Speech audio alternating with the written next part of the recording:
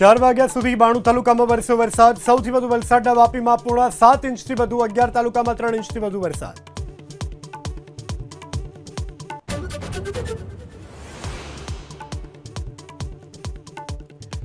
વિસાવદર અને કડી વિધાનસભાની પેટા ચૂંટણીનું મતદાન પૂર્ણ. ભાજપ કોંગ્રેસ આપ ઉમેદવારનું ભાવિ ઈવીએમમાં સીલ.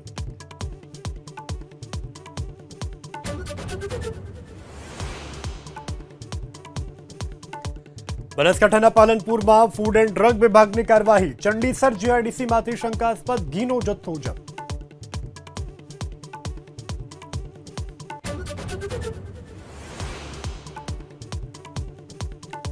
સીઆર પાટીલના આદેશ બાદ સુરતમાં ગેરકાયદે ઝીંગા તળાવ સામે કાર્યવાહી. 400 હેક્ટરથી વધારે જમીનને પ્રશાસને કરી ખુલ્લી. હજુ પણ ગેરકાયદે ઝીંગા તળાવ તોડવાની કામગીરી યથાવત.